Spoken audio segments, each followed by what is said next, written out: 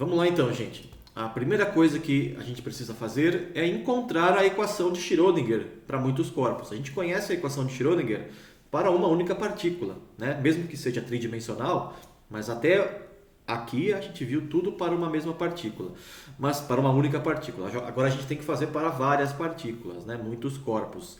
A receita a gente já conhece, né? Eu tenho que montar a equação de Schrödinger em termos de operadores. Operador hamiltoniano, função de onda é igual a IH cortado, del função de onda, del t. É esta aqui que vai ser a cara da equação de Schrödinger. A cara dela não muda. Apenas agora a função de onda depende das posições de todo mundo, além do tempo. Certo? Depende da galera toda, de todas as partículas.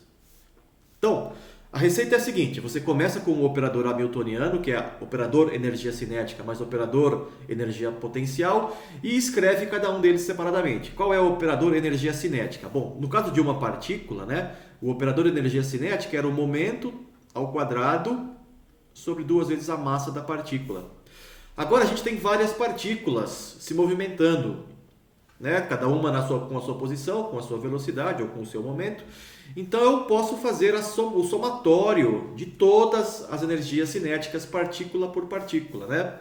Então tá aqui, ó, a soma de todos os PJ sobre 2mj, né? mj é a massa da partícula J, então eu teria aqui, né, o P1 ao quadrado sobre 2m mais P2, 2m1, né? Mais P2 ao quadrado sobre 2m2, etc. N parcelas nessa soma aqui. Então, o momento da primeira partícula ao quadrado sobre 2 vezes a massa da primeira partícula, momento ao quadrado da segunda partícula sobre 2 vezes a massa da segunda partícula, assim por diante, né? E qual é o momento? Né? O momento está aqui, ó. É o mesmo operador, é menos i, h cortado, derivada, né? Ou gradiente em 3 dimensões, né? O momento da primeira partícula, por exemplo, né? É menos i, h cortado aqui é o operador, né? O operador momento, né? Operador momento é menos i, h cortado, gradiente em relação às coordenadas da partícula 1, né? Então, quando eu coloco aqui um 1 nesse gradiente, significa que eu estou fazendo a derivada do que vier aqui, né? Do que você vai colocar aqui na frente, a derivada disso em relação às coordenadas da partícula 1. Então, eu tenho, né, uma função de onda, por exemplo, né? A função de onda depende de R1, R2, etc., até o Rn e do tempo. E aí eu quero calcular o momento da primeira partícula, né? Ou aplicar o operador momento nessa função de onda aqui. Vou colocar até mais para lá um pouquinho. Eu quero calcular o operador momento da partícula 1 aplicado à equação de onda. O que isso me daria? É menos i, h cortado, gradiente dessa função. Só que gradiente em relação às coordenadas da primeira partícula, né? O que seria isso aqui então? Seria menos i, h cortado, del psi, del x1, né? Que é a coordenada x, na direção i, mais del psi del y1, que é a coordenada y da partícula 1, aí na direção j, mais a mesma coisa aqui na direção z, né? Del psi del z1 na direção k. Tá? Acho que ficou claro, né? Não é muito complicado isso não, gente, tá?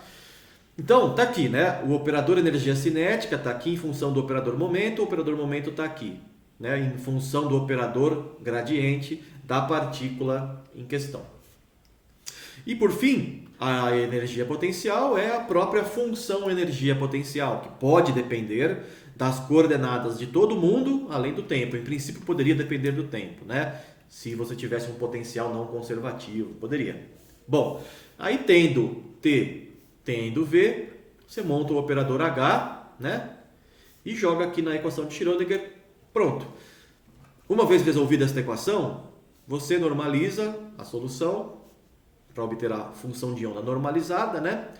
E se você quiser resolver separando o tempo das coordenadas de posição, você vai ter que resolver a exit, que está aqui, né? H é a mesma coisa que antes, gente. H psi né? Só que aqui é o psi, solução da exit, são os autoestados, né? Igual a E psi. Igualzinho antes, né? Você vai obter aqui os psis, que são as soluções da exit, né? E vai montar a base de soluções, que são os estados estacionários, colocando o fator ali E a menos IE T sobre H cortado. E aí no final, a solução geral, né? A solução geral, que depende das coordenadas de todo mundo e do tempo, vai ser, como anteriormente, a combinação linear das soluções particulares, né? R1, etc., Rn, T. Sendo que esse psi-n aqui seria um desses daqui, que pode depender de algum número quântico n. Perfeito? Então nada muda, né? Nada muda em relação ao que a gente já tinha visto antes.